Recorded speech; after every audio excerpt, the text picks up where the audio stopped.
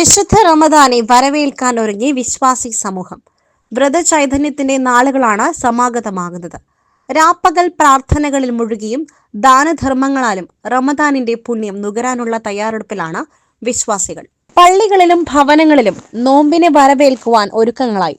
വീടുകളിൽ നനച്ചുകൂടി പൂർത്തിയായി. പള്ളികൾ ചായം പൂശി മോടികൂട്ടി. നോമ്പ് തുറക്കാൻ ആവശ്യമായ സജ്ജീകരണം ഒരുക്കി. വ്രതാരംഭത്തോടെ പള്ളികൾ രാപ്പകൽ സജീവമാകും. ലുഹർ നമസ്കാരാനന്തരം ദിവസവും പള്ളികളിൽ പ്രഭാഷണങ്ങൾ ഉണ്ടാകും.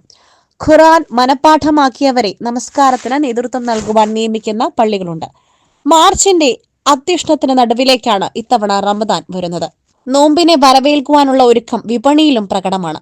വിവിധ തരം ഈത്തപ്പഴങ്ങൾക്ക് ആവശ്യകതയേറി. അരിപ്പൊടി, റവ, സേമിയ, അണ്ടിപ്പരിപ്പ്, ഉണക്കമുന്തിരി, നെയ്യ്, ബിരിയാണി അരി എന്നിവയുടെ കച്ചവടം പലചരക്ക് കടകളിൽ പൊട്ടിപ്പൊടിക്കുകയാണ്. റമദാൻ വിഭവങ്ങൾ ചില കടകളിൽ കിറ്റായും നൽകുന്നുണ്ട്. ഓട്സിനും ഡിമാൻഡുണ്ട്. പച്ചരിക്ക് ജനുവരിയിൽ അല്പം വില കൂടിയിരുന്നുവെങ്കിലും വീണ്ടും വില താഴോട്ട് വന്നത് ആശ്വാസമായി. നോമ്പുതുറ വിഭവങ്ങളിൽ പ്രധാനിയായ പഴങ്ങൾക്ക് ഇത്തവണയും അല്പം വിലയേറെയാണ്. തണ്ണിമത്തന് കിലോയ്ക്ക് 22, കിരണിന് 20, പൈനാപ്പിളിന് 65, ഓറഞ്ചിന് 80, വെള്ളമുന്തിരിക്ക് 90 ചില്ലറ വില.